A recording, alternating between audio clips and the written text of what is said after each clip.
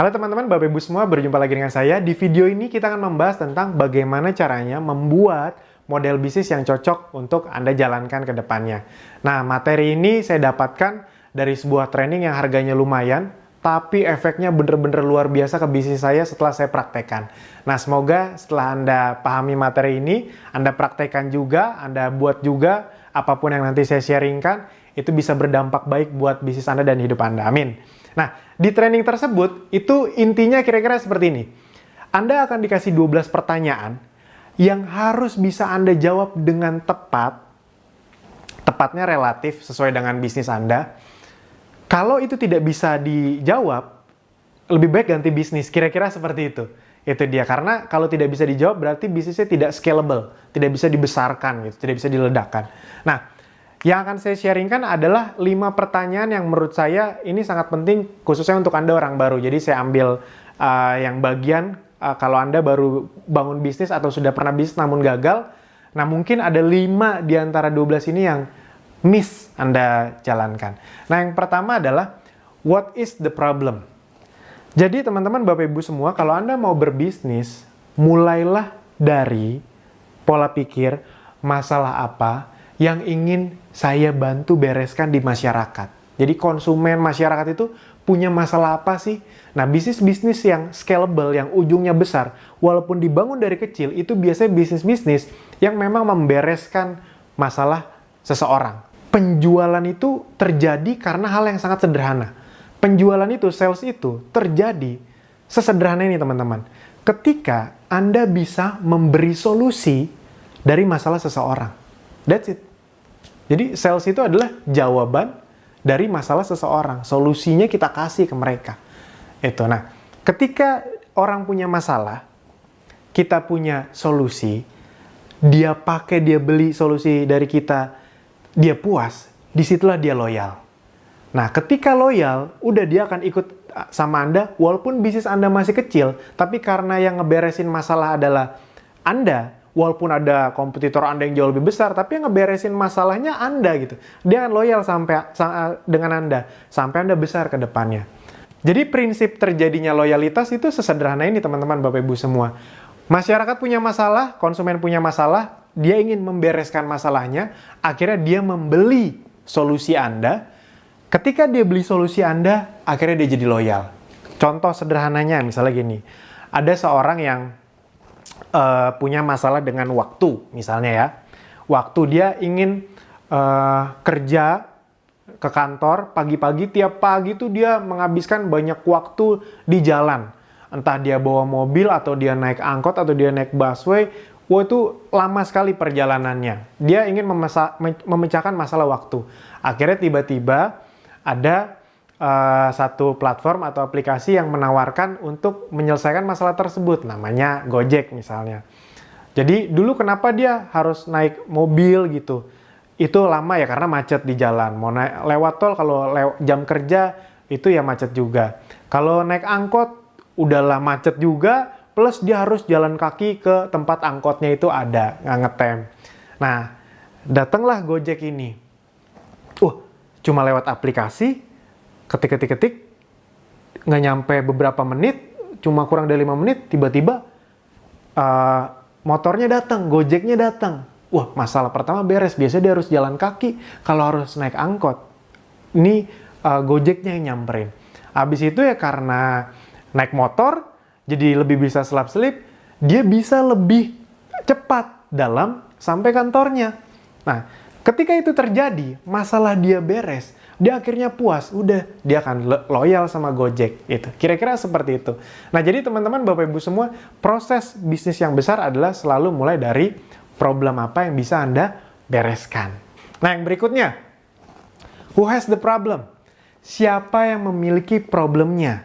Atau kalau bahasa sederhananya, siapa target market Anda? Biasanya kalau orang baru bisnis, termasuk saya dulu, kalau ditanya target marketnya siapa? Jawabannya, semuanya. Semua bisa jadi target market kita. Itu dia. Benar, semua bisa jadi target market kita. Benar, tapi kita perlu ada yang spesifik dulu di awal. Sama kayak Akademi Bisnis Digital contohnya. Saya kan bilang, latar belakang apapun bisa. bener bisa, tapi dari sisi bisnis, Akademi Bisnis Digital itu punya target market yang memang dispesifikasi sebenarnya. Dan pada ujungnya, pada hasilnya itu ternyata bisa lebih berkembang dibandingkan target marketnya. Itu bisa, tapi tetap mulai dengan target market yang spesifik. Contoh paling standar adalah Anda harus bisa membedakan mana pengguna, mana pembuat keputusan. Nah itu dulu deh, ilmu yang paling standar dalam target segmenting atau mencari target market yang tepat.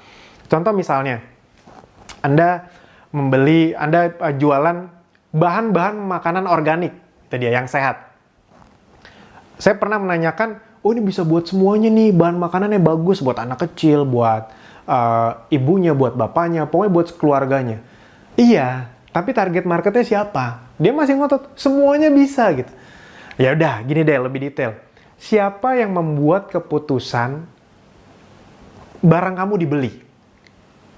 Anaknya mungkin nggak, mama beli dong tepung terigu yang organik itu, kan enggak. Bapaknya cenderung pria nggak peduli dengan makanannya. Yang sangat peduli dengan kesehatan keluarganya biasanya siapa? Yang memutuskan masak apa, masakannya terbuat dari bahan apa, itu biasanya ibunya. Jadi sebenarnya target market utamanya itu adalah ibunya, baru paham. Oh iya ya. Ya, contoh yang datang ke tempat kamu yang beli 90% kan wanita. Iya juga. Nah, itu maksudnya. Ketika Anda paham target market Anda apa, nanti marketingnya, kontennya itu juga akan tepat. Kalau dari awal ini udah nggak tepat, udah ntar marketingnya, ngiklannya boncos. Banyak orang tuh fokus di FB Ads, tapi dia nggak tahu model bisnisnya seperti apa. Nah, ini terbagi jadi 4. Yang pertama geografis, yang kedua demografis, yang ketiga psikografis, yang keempat behavior. Nanti saya akan contohkan lebih detail. Geografis itu dia tinggal di mana, daerah perkotaan atau kabupaten. Demografis, gendernya, jenis kelamin, umur. Habis itu kelas ekonominya. Psikografis, dia interestnya tuh apa, dia suka sama apa. Behavior, kegiatan dia sehari-hari apa, Anda bisa mencari tahunya nggak? Nah, ketika Anda bisa memahami ini, itu efeknya, khususnya dunia digital zaman sekarang, kalau Anda main FB Ads deh contohnya, itu Anda bisa mentarget market Anda dengan sangat spesifik. Ketika target market Anda sangat spesifik, iklan Anda, konten Anda bisa lebih spesifik, dan ketika sampai ke mereka, itu lebih diterima. Nah, yang ketiga, what's the solution? Jadi, Anda tahu nih, siapa yang punya masalah, apa masalahnya, siapa yang punya masalah, lalu Anda tawarkan apa solusinya. Solusi itu bisa solusi yang sama dengan kompetitor Anda, solusi yang lebih baik dari kompetitor Anda, atau solusi yang benar-benar berbeda dengan kompetitor Anda. Nah, Anda bisa pikirkan sendiri sesuai dengan target market yang ingin Anda capai tadi. Yang keempat, Anda harus paham nih, how big is the market? Seberapa besar pasarnya? Karena kalau pasarnya terlalu kecil, ya bisnis Anda ya berarti ada mentoknya. Bisnis Anda kan ingin besar, berarti target marketnya spesifik, tapi harus tetap besar juga gitu. Atau at least, nggak apa-apa di awal nggak begitu besar, tapi bisa ada pengembangannya gitu.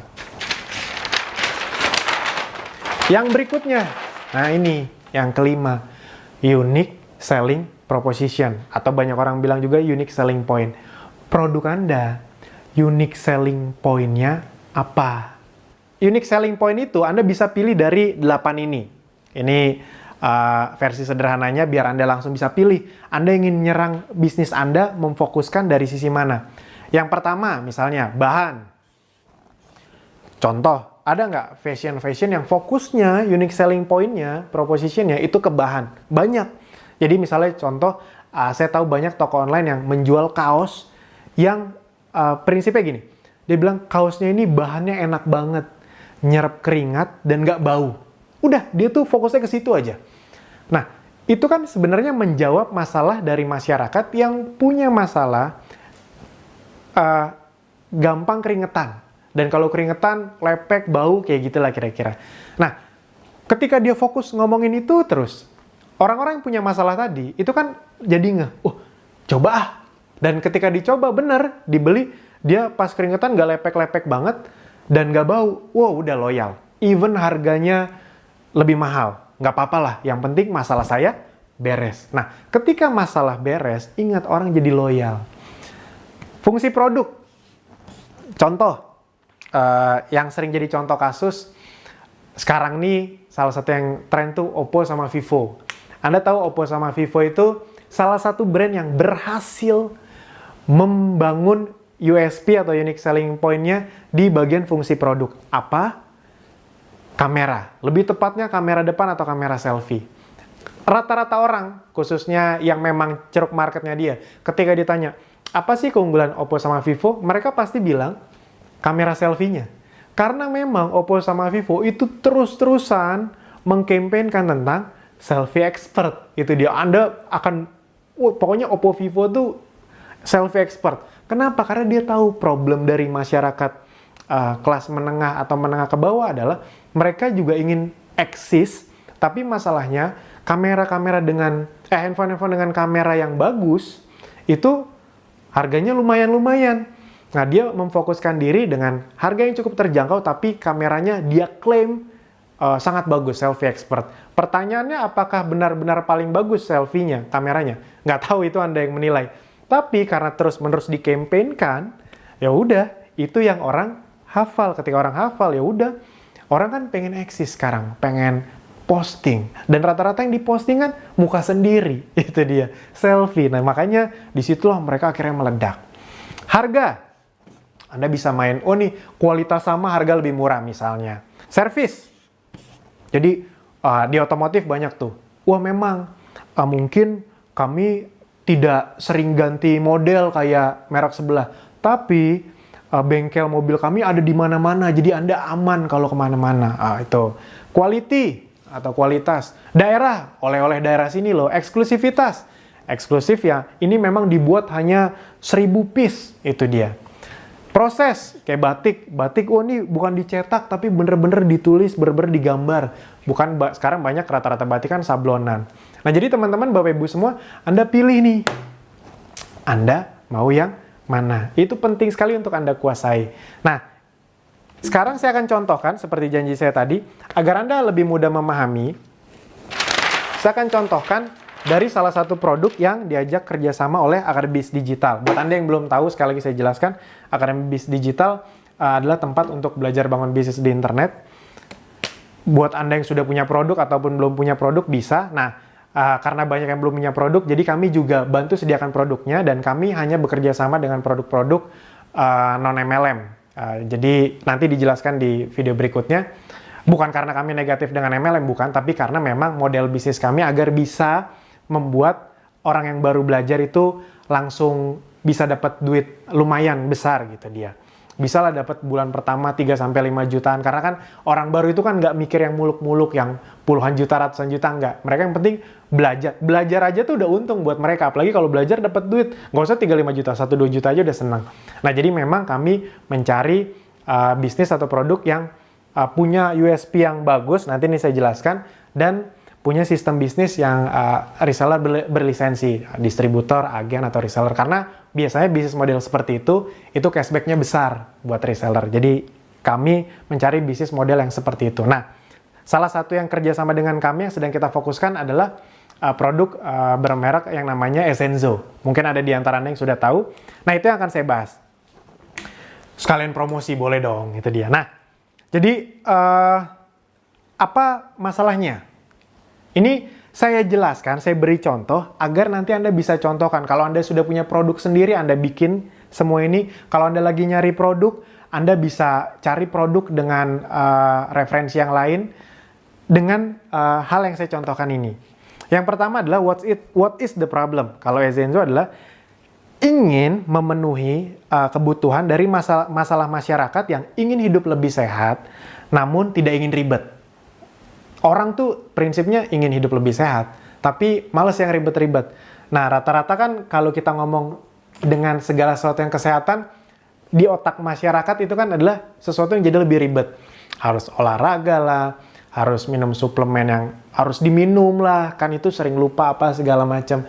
Jadi cenderung lebih ribet. Habis itu harus bawa air kemana-mana, kan jadi lebih rumit, kira-kira seperti itu. Nah, Essenzo menawarkan satu produk yang luar biasa berupa essential oil yang itu sangat praktis sekali penggunaannya.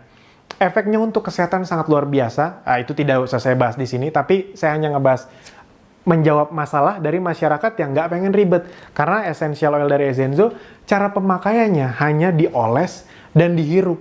Oh, itu sangat luar biasa sekali efeknya. Contoh misalnya kalau Anda sakit gigi itu pakai ginger, ekstrak dari ginger. Itu hanya 1 tetes Anda oles, 1-2 tetes Anda oles di bagian yang sakit dari luar ya, bukan dari dalam ya. Di kumur juga bisa, tapi biasanya dioles 1-2 tetes saja. Itu banyak sekali testimoni yang bilang 5-10 menit sakit giginya hilang. Anda kebayang nggak? Cuma dioles atau dihirup. Itu karena itu bener-bener ekstrak konsentrat tinggi dari satu tumbuh-tumbuhan. 100% alami. Nah, jadi teman-teman, Bapak Ibu semua, itulah yang dijawab oleh Ezenzo. Yang kedua, who has the problem? Nah, ini kita waktu itu sengaja ngambil satu produk yang memang ceruk marketnya adalah yang akan saya sebutkan ini. Yang pertama adalah ibu rumah tangga. Jadi biasanya dia orang yang sudah menikah. Kalau bisa dikhususkan lagi yang punya anak umur 5-10 tahun. 12 bulan sampai 10 tahun. Dan umur dari ibu rumah tangga tersebut, umurnya itu 27 sampai 45 tahun. Biasanya umur-umur segitu sudah mulai punya anak. Habis itu pekerjaannya apa ibu rumah tangga? Kelas perekonomiannya C, B, atau A. Tinggalnya di mana? Di perkotaan atau kota kelas 1.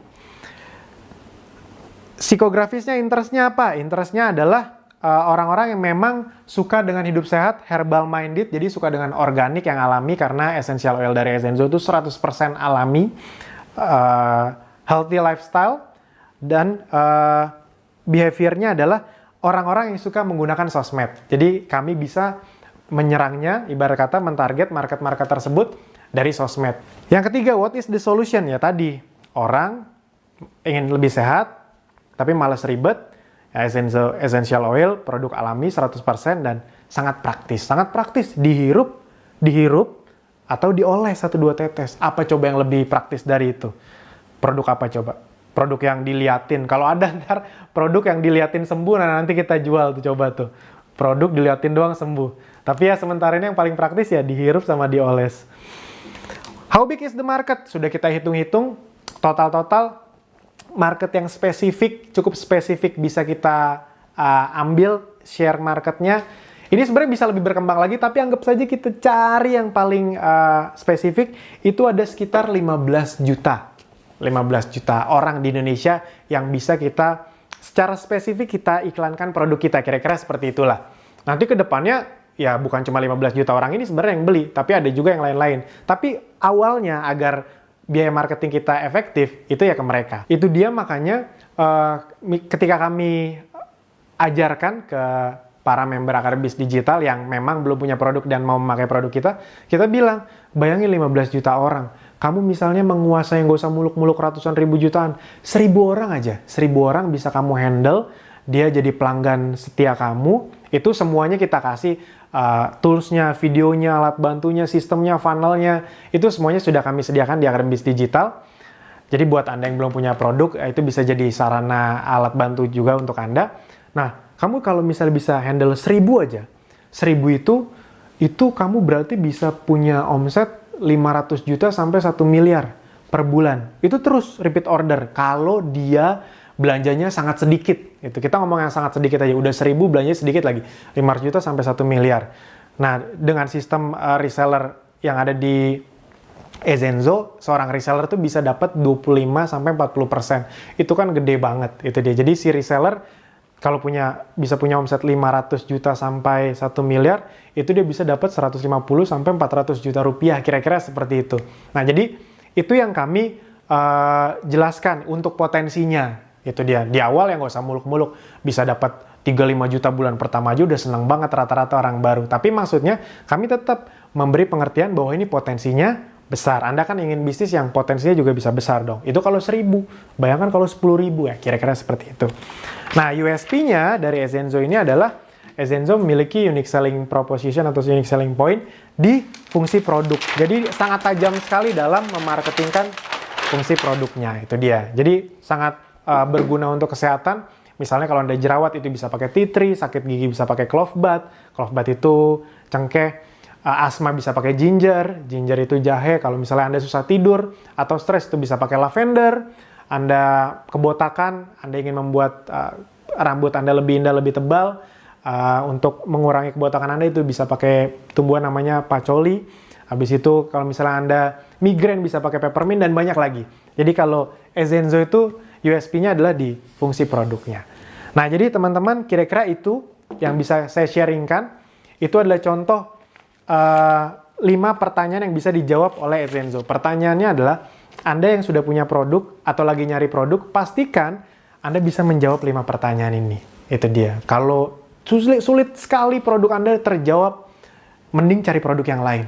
Karena kalau tidak bisa dijawab, 5 ini aja nggak bisa dijawab, apalagi 12. Itu dia, berarti nggak scalable. Itu saja dari saya di video ini, sampai jumpa di video berikutnya. Terima kasih.